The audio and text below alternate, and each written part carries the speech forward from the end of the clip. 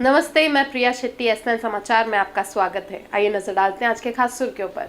राम जन्म दिवस के अवसर पर विविध जगहों पर रामनवमी धूमधाम से मनाया गया। थाने के सेठ बिल्डर्स द्वारा लोगों को ठगा गया, न्याय मिलने तक नागरिकों की लड़ाई रहेगी जारी। और मुलुंड में मेधा पाटकर ने स्वराज्य और सुराज्य के लिए मतदान करने का किया आह्वान। मंदिर में विधिवत राम जन्मोत्सव मनाते हुए विविध जगहों पर रामनवमी धूमधाम से मनाई गई। जय जय राम जय श्री राम, दो अक्षर का प्यारा नाम। जय जय राम जय श्री राम, दो अक्षर का प्यारा नाम। राम नाम के जपने से ही, राम नाम के जपने से ही बन जाते सब बिगड़े काम। जय जय राम जय श्री राम, दो अक्षर का प्यारा नाम। जय जय राम जय श्री राम, दो अक्षर का प्यारा नाम। विष्णु भगवान का 8वां अवतार मतलब श्री राम।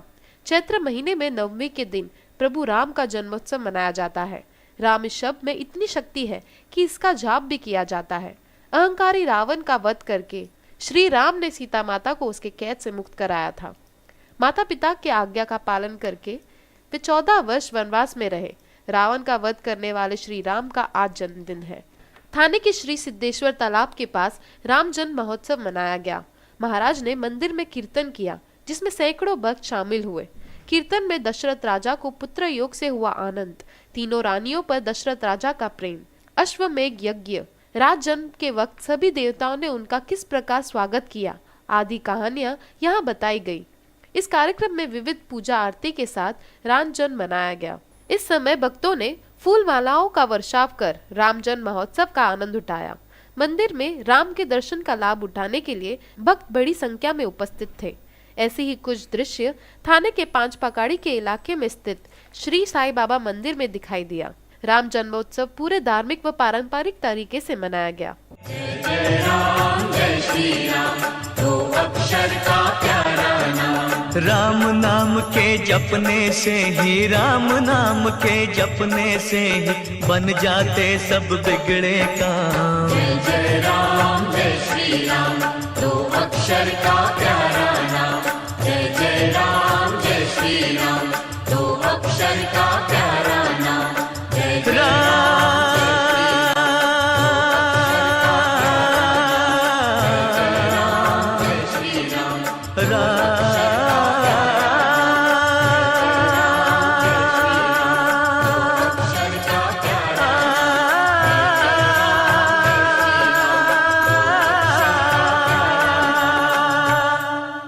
S9 न्यूज़ थाने के सेठ डेवलपर्स द्वारा वसंत लॉन्च प्रोजेक्ट के ग्राहकों को ठगा गया। बिल्डर द्वारा बिल्डिंग का निर्माण कार्य अधूरा छोड़े जाने से लोगों में भारी गुस्सा। एक महल हो सपनों का, हर मध्य वर्गीय मनुष्य का सपना। पूरी जिंदगी भर कमाई जमा पूंजी लगाकर घर का सपना साकार करने का मंसूबा हर एक आदमी का होता है। पर जब पसीना बहाकर कमाई जमा पूंजी बिल्डर के हाथों में भरोसे के साथ सौंपी जाती है, इसी आशा में कि अपना घर का सपना साकार हो, पर बिल्डर द्वारा ठगे जाने पर होने वाली तकलीफ किसी भी और तकलीफ से ज्यादा होती है। इसी प्रकार का अनुभव थाने के सेठ बिल्डर के वसंत लॉन्च के ग्राहकों को इन दिनों मिल रहा है। 2009 में सेठ बिल्डर द्वारा वसंत लॉन्च प्रोजेक्ट का ऐलान किया गया था। वसंत लॉन्च प्रोजेक्ट के बिल्डिंग नंबर 2 के घरों के लिए 90 लोगों ने पैसे भरकर अपना खुद का आशियाना पाने का सपना देखा था। बिल्डर ने आज तक लोगों से 70% पैसे लिए हैं। बिल्डर द्वारा सितंबर 2011 तक लोगों को घरों का ताबा देना था, पर आज 2.5 सालों बाद भी ग्राहकों को अपना आशियाना न मिलने से ग्राहकों में सेठ बिल्डर प्रति बड़ा गुस्सा दिखाई दे रहा है। 15 मंजिलों तक काम पूरा कर बीच में ही बिल्डर ने बिल्डिंग निर्माण का काम अधूरा छोड़ने से लोग परेशान हैं। अपने पर हुए अन्याय के खिलाफ आवाज उठाने के लिए ग्रीन्स बिल्डिंग के फ्लैट धारकों ने एक होते हुए अपनी संगठना बनाई है। संगठन के माध्यम से सेठ डेवलपर्स के अधिकारियों से भेंट करने पर उन्होंने अतिरिक्त पैसों की मांग की। ऐसी बात ग्रीन्स बिल्डिंग के सदस्यों ने कही। जब भी मैंने फ्लैट बुक किया था तो 2009 में मेरी बेटी 9th स्टैंडर्ड में थी, तो अंदाजन था कि 2-3 साल में पोजीशन मिल जाए और उसको अच्छी अभी थाना में अच्छे लोकेलिटी में जगह रहने के लिए मिले। तभी बेटी ने भी बहुत सपना देखा था कि मेरा रूम ऐसा होगा, मेरा रूम ऐसे डेकोरेट करूँगी। लेकिन आज 2014 साल है, अभी वो फर्स्ट ईयर बीए में पढ़ रही है और अभी तो मे भी 2-3 साल या 4 साल तक ये बिल्डिंग अभी तो दिख नहीं रहा है कि 4 साल तक हो जाएगी। तब तक मेरे बेटी का पढ़ाई भी होके उसकी शादी भी हो सकती है तब तक। और फिर उसको मुझे तो ऐसे मन से है कि उसको वो घर में कभी लेके जाऊँ। ये अकेली बेटी, उसके लिए तो माँ बाप उसके लिए तो सपना नहीं देखेंगे तो और किसके लिए। फिर ज़िंदगी भर हम दोनों साथ में उधर रह के वो सपना पूरा हुआ ऐसे नहीं कभी कह सकते।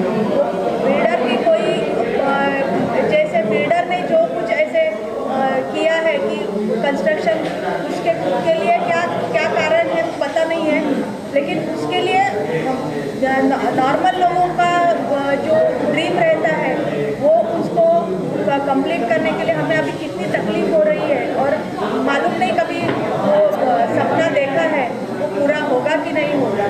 ग्रीन्स बिल्डिंग के निर्माण में सरकारी आस्थापनाओं से जरूरी कागजों की पूर्तता न करने की वजह से सेठ बिल्डर को 2,85,00,000 रुपयों का जुर्माना थाने महानगर पालिका द्वारा लगाया गया था।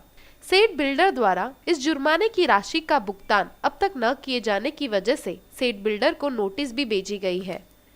ग्रीन्स बिल्डिंग के सदस्य श्री भाविस्कर द्वारा अपनी परेशानियों का कथन S9 से किया गया। मैं जब रिटायर्ड हुआ तो मैं ऐसे ख्वाब देख रहा हूँ कि मुझे एक घर चाहिए, तो उस हिसाब से जो पूंजी मिली है मेरे को, जो कुछ मेरा पेंशन नहीं सब मिला वो मैंने पूरा के पूरा बिल्डर को दे दिया है। और उस हिसाब से मैं लगा कि 2011 को मुझे पोजीशन मिलेगा और मेरी रिटायर्ड होने के बाद में मैं वहाँ शिफ्ट हो जाऊँगा और वहाँ रहूँगा।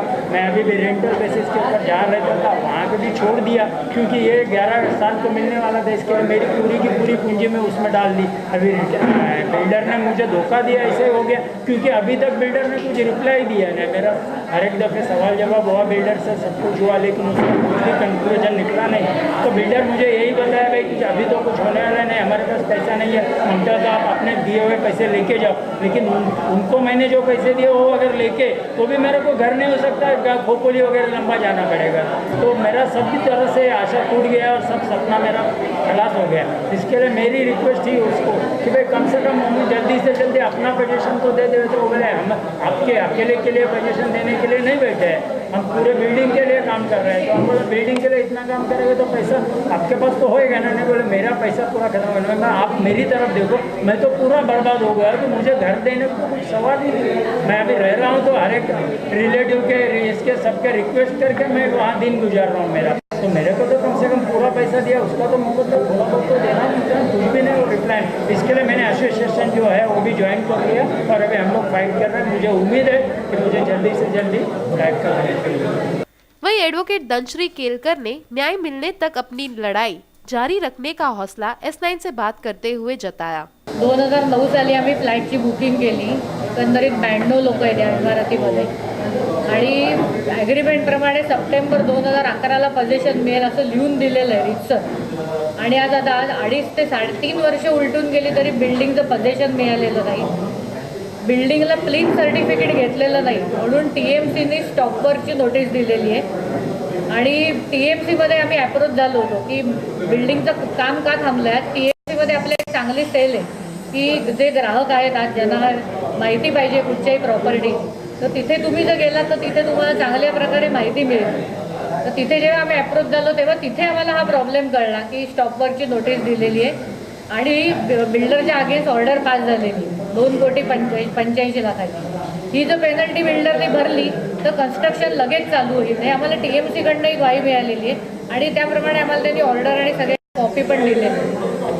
आता या केसमध्ये आम्ही जेव्हा बिल्डरला अप्रोच झालो की तुम्ही आमची जी 2 ऑक्टोबरची मीटिंग होती त्याच्यामध्ये बिल्डरने आम्हाला हेच सांगितलं की अशी पेनल्टी ऑर्डरची आम्ही वाट बघतोय, सेट बिल्डर्सची आर्थिक स्थिती अतिशय मजबूत आहे आणि ती पेनल्टी आम्ही भरू असंही आम्हाला त्यांनी सांगितलं। जवळजवळ 60 ते 65 मेंबर्स तिथे उपस्थित होते आणि 8 डिसेंबरच्या मीटिंगला आम्हाला सांगितलं की आमच्याकडे पैसेच नाहीत, म्हणजे 2 महिन्यामध्ये लगेच आर्थिक स्थिती ढासळू शकते बिल्डरसारख्या एवढ्या मोठ्या संस्थेची। आणि आम्ही पोझिशनचं विचारलं, नाही माझ्याकडे पैसे येतील तेव्हा मी बांधेन, अशा प्रकारची बेजबाबदार उत्तरं। आणि त्याचा मग दुसरा पर्याय म्हणजे मी लॉसमध्ये आहे, मला प्रॉफिटमध्ये आणण्यासाठी मला तुम्ही 1750 प्रमाणे पैसे द्या। ते पैसे मिळाले तर मी बांधेन, नाही तर तुम्हाला काय करायचं ते तुम्ही करा. आम्हाला फक्त पोझिशन पाहिजे, लवकरात लवकर कन्स्ट्रक्शन पाहिजे जागेचं होणं आणि आम्हाला तिथे राहायला जायचं. हेच आमचं एकमेव उद्दिष्ट आहे सगळ्यांचा. वीडियो जर्नलिस्ट योगेश के साथ सारिका सालुंके, S9 न्यूज थाने। रामनवमी के अवसर पर मुलुंड पश्चिम स्थित बाबाजी की झोपड़ी में महापूजन का आयोजन।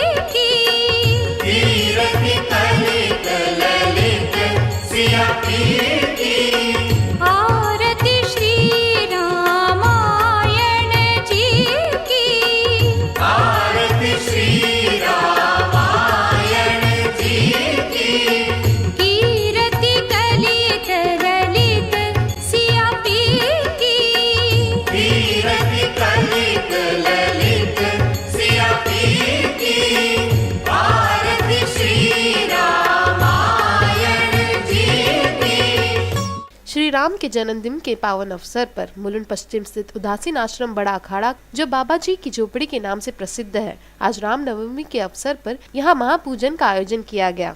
श्री राम का जन्म इसी दिन हुआ था, जिसे पूरे भारत में रामनवमी के नाम से मनाया जाता है। बाबा जी की झोपड़ी यह मंदिर द्वारा पिछले 65 सालों से रामनवमी और हनुमान जयंती धूमधाम से मनाता आ रहा है। बाबा ठाकुरदास महाराज द्वारा इस मंदिर की स्थापना की गई थी। पहले यह मंदिर न होकर वे छोटे से झोपड़ी में रहा करते थे। समय बीत गए और मंदिर का निर्माण किया गया, परंतु नाम वही रह गया, बाबा जी की झोपड़ी। महाराज श्रीमान ब्रह्म ऋषि जी महाराज इस मंदिर के अध्यक्ष है। आज के शुभ दिन महाकीर्ति, भजन कीर्तन, महाप्रसाद का आयोजन किया जाएगा। ऐसी जानकारी मंदिर के संचालक स्वामी दयानंद ने दी। साथ ही उन्होंने लोगों को S9 के माध्यम से रामनवमी की शुभेच्छाएं भी दी। आज भगवान श्री राम जी का जन्मोत्सव है। आप सभी मुलुंड वासियों को, मुंबई वासियों को, पूरे देशवासियों को भगवान श्री राम जी के जन्मोत्सव पर खूब खूब ढेर सारी बधाई। भगवान श्री राम जी आप सभी के जीवन में सुख शांति एवं आनंद मंगल की वर्षा करें। आज बाबा जी की झोपड़ी में राम जी का जन्म बड़ी धूमधाम से मनाया जा रहा है। परम पूज्य ब्रह्मलीन बाबा ठाकुरदास जी की यह जन्मस्थली है। यहाँ उन्होंने तपस्थली है, यहाँ उन्होंने बहुत तपस्या की है। यह बाबा जी की झोपड़ी विगत 65 वर्षों से भगवान श्री राम जी का जन्म और श्री हनुमान जयंती का महोत्सव धूमधाम से मनाती है। यहाँ पर वर्तमान में परम पूज्य गुरुदेव श्रीमान ब्रह्म ऋषि जी महाराज विराजमान हैं, जो भी हिमाचल प्रदेश में हैं। यहाँ पर 15 तारीख को श्री हनुमान जयंती का जन्मोत्सव भी बहुत धूमधाम से मनाया जाएगा। आप सभी को यहाँ पर हार्दिक आमंत्रण है। भगवान राम आज के दिन ही भगवान ने इस धरा पे अवतार लिया था। देवताओं की प्रार्थना पर भगवान ने असुरों के संहार के लिए, गौ ब्राह्मणों एवं संतों के हित के लिए आज अवतार लिया था। इसलिए अनादिकाल से ही हम भगवान श्री राम जी का जन्म इस दिन धूमधाम से मनाते हैं। वीडियो जर्नलिस्ट सागर के साथ प्रिया शेट्टी, S9 न्यूज मुंबई। वक्त तो चला है छोटे से विश्राम का, पर S9 समाचार में खबरों का सिलसिला यूं ही जारी।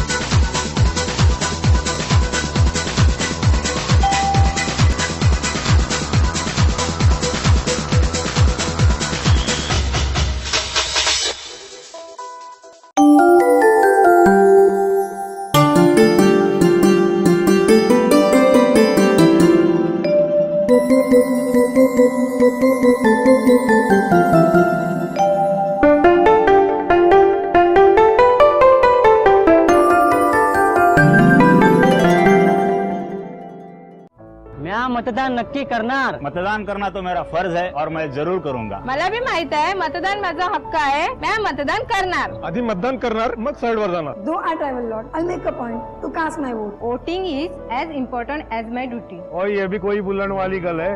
पूरे परिवार दे नाल वोट पाउंड ले जावांगे. मी मतदार म्हणून नोंदणी केली आहे. एक मत सुद्धा निर्णायक ठरू शकतो. मी खूप उत्सुक आहे. आमचं मत आमचा अधिकार.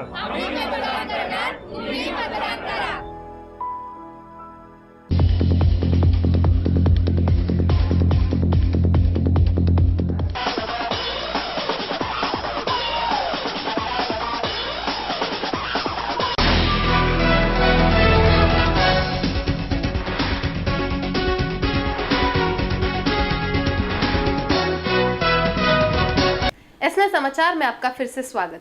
विरोधियों पर निशाना साधकर स्वराज्य और सुराज्य के लिए मतदान करने का आह्वान ईशान्य मुंबई आप उम्मीदवार मेधा पाटकर ने किया। लोकसभा चुनाव के नजदीक आते ही सभी राजनीतिक दलों ने अपनी पार्टी का घोषणा पत्र घोषित करना शुरू किया। कल मुलुंड में आम आदमी पार्टी की ईशान्य मुंबई की उम्मीदवार मेधा पाटकर ने पत्रकार परिषद लेकर अपने पार्टी के चुनावी घोषणा पत्र का ऐलान किया। उन्होंने अपने पार्टी के घोषणा पत्र में मुख्य तौर पर देश से भ्रष्टाचार हटाने की जरूरत पर जोर दिया। न्याय प्रक्रिया में बदलाव, वाहतुक, चुनाव सुधार, पानी, बिजली ऐसी कई समस्याओं पर सुधार व बदलाव उनके पार्टी के घोषणा पत्र में शामिल होने की बात कही।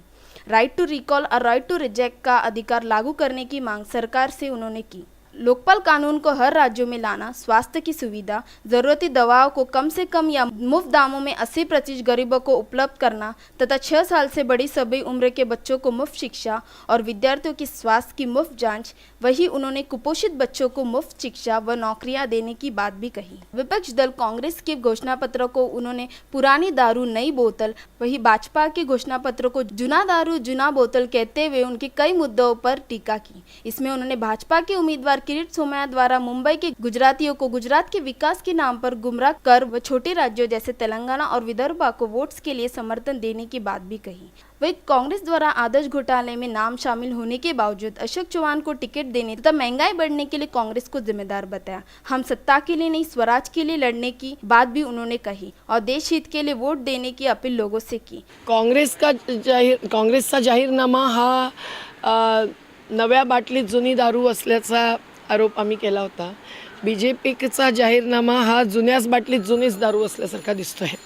याचं कारण की त्यांनी पुन्हा एकदा असे मुद्दे उठवलेले आहेत जे देशाच्या राष्ट्रीय एकात्मतेच्या आणि घटनेच्या सुद्धा विरोधात जाऊ शकतात। मोदींच्या नेतृत्वाखाली चाललेल्या भारतीय जनता पार्टीची विशेषतःच खोटे दावे ही दिसते आणि किरीट सोमय्यांनी ते सुरू केलेलं आहे असं मला ठिकठिकाणी जनता सांगते आहे। म्हणून आज मी याबद्दल बोलू इच्छिते, अन्यथा मी हे बोलू इच्छितही नव्हते। पण त्यांनी सगळीकडे मी विकासाच्या विरोधी आहे असा जो प्रचार केलेला आहे तो अत्यंत खोटा आहे। आम्ही भ्रष्टाचार मुक्त विकासाच्या बाजूने आहोत। आम्ही लोकसहभागितेसह विकासाच्या बाजूने आहोत। आम्ही समतापूर्ण, न्यायपूर्ण आणि घटनेला धरून होणाऱ्या विकासाच्या बाजूने आहोत आणि तशा विकासाची भरपूर संधी आणि शक्यता या देशात आहे। पण तरीसुद्धा त्याला डावलून मुठ्ठीभरांचा विकास, भ्रष्टाचारी विकास आणि अत्याचार विस्थापन आणणारा विकास चालू आहे। त्यामुळे इन्फ्रास्ट्रक्चर बांधलं गेलं तरी ट्रॅफिक जाम होतोय आणि कितीही महानगरपालिकेने कोट्यावधी रुपये खर्च केले तरी ड्रेनेजचा आणि पाण्याचाही प्रश्न सुटलेला नाही अशी या मुंबईची अवस्था आहे। साधे संडास बांधले गेलेले नाहीत, प्रिन्सिपल शाळा चालू नाहीत। तेव्हा किरीट सोमय्यांनी जो दावा केला है तो पूर्णतः चुकीचा है। इसके बाद उन्होंने अपने कार्यकर्ताओं के साथ वंदे मातरम की नारे लगाते हुए अपने पार्टी के ऑफिस से रैली निकाली। वीडियो जर्नलिस्ट योगेश के साथ प्रियंका कंडे, S9 न्यूज़ मुंबई। रामनवमी के अवसर पर जलाराम सत्संग मंडल द्वारा महापूजन और उद्घाटन का आयोजन।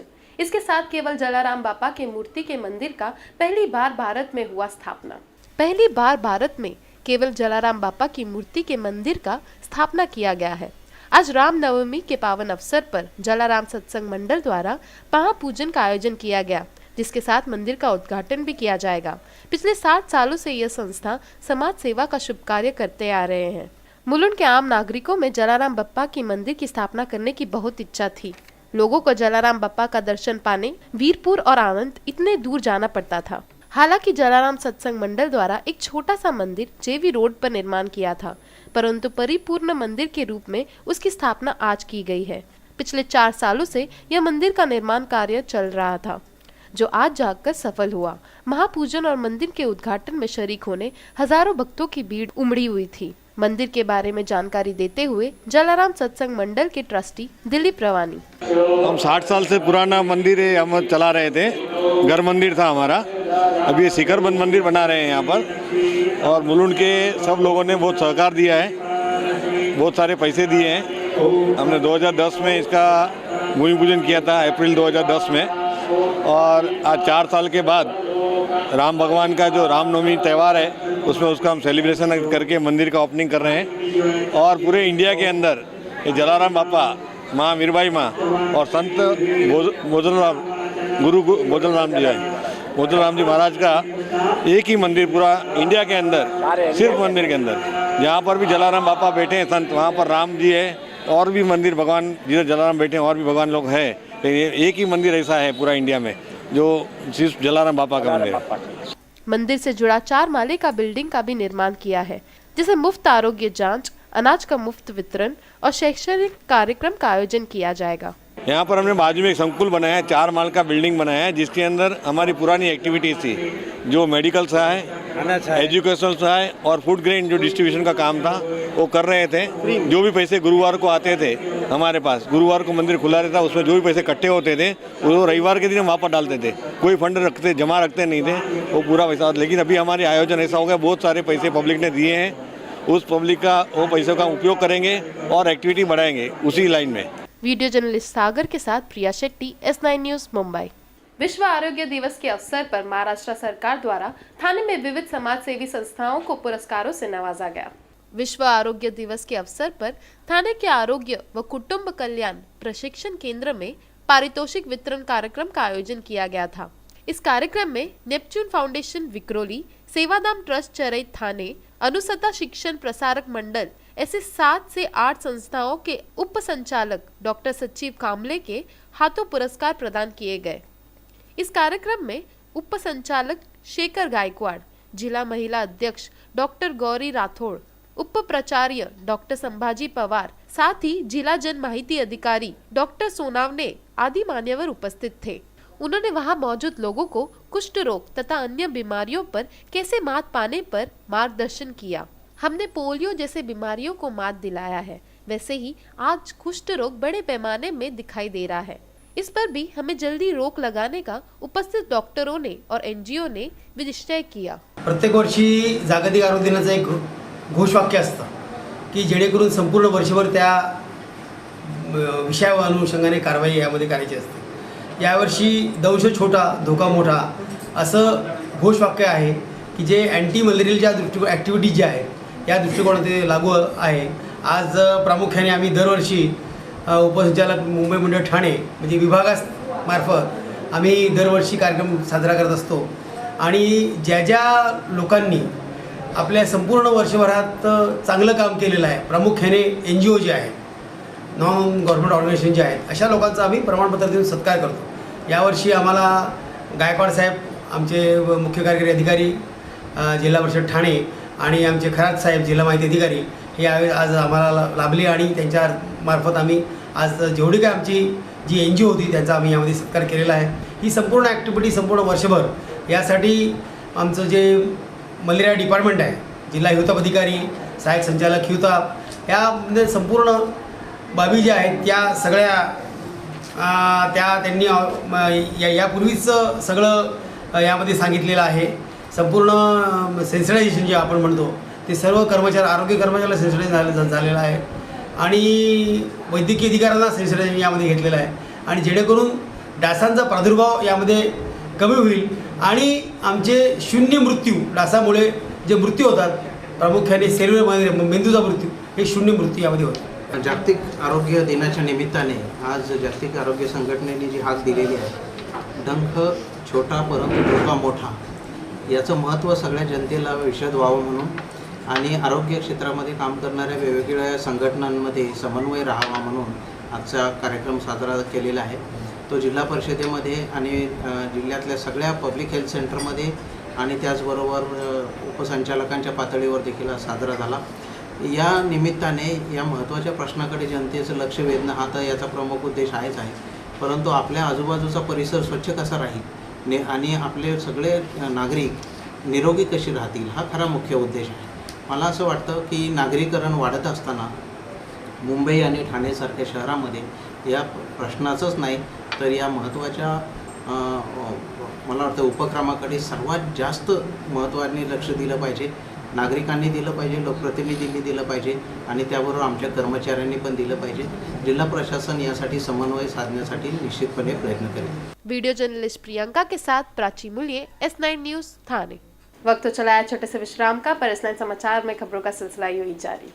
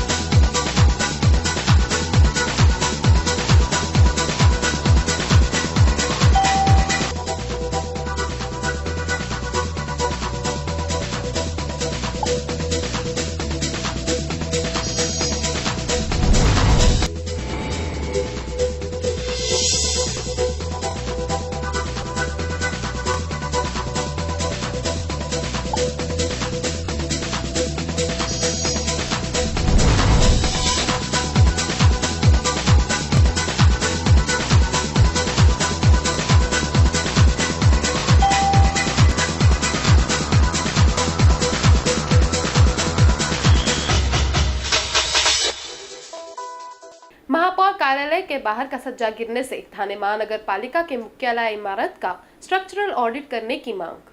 थाने महानगर पालिका मुख्यालय के दूसरे मंजिल पर प्लास्टर गिरने की घटना अभी ताजा ही थी कि महापौर कार्यालय के बाहर का सज्जा गिर गया। पालिका मुख्यालय में प्लास्टर गिरने का इस महीने का यह दूसरी घटना है। पीपल झाड़ के भारी जड़ों के फैलने के कारण इमारत का नींव कमजोर हो गया है, जिसके कारण थाने महानगर पालिका मुख्यालय द्वारा स्ट्रक्चरल ऑडिट करने की जरूरत होने की मांग सामने आ रहा है। 5 पखाड़ी स्थित थाने महानगर पालिका के 4 मंजिली मुख्यालय इमारत का निर्माण 5 मार्च 1979 में किया गया। 25 वर्ष पुरानी यह इमारत का नींव पीपल के जड़ों के कारण कमजोर पड़ गया है। महापौर कार्यालय के प्रवेश द्वार के पास का सज्जा भी गिर गया। हालांकि सज्जा गिरने से कोई दुर्घटना होने की बात सामने नहीं आई है। वीडियो जर्नलिस्ट योगेश के साथ सारिका सालुंके, S9 न्यूज़ थाने। मुलुंड के साई ग्रुप द्वारा मुफ्त आरोग्य जांच शिविर का आयोजन। मुलुंड पश्चिम के जेवी रोड में साई ग्रुप चालक पालक संघ द्वारा मुफ्त आरोग्य जांच शिविर का आयोजन किया गया था। बढ़ती गर्मी के कारण सेहत में बहुत असर पड़ता है और आम आदमियों को बार बार अस्पताल में आरोग्य जांच करना अशक्य है, जिसके चलते साने केयर माधव भाग की मदद से साई ग्रुप द्वारा इस शुभ कार्य का आयोजन किया गया। शिविर के बारे में अधिक जानकारी देते हुए साई ग्रुप के अध्यक्ष दिनेश धावरे।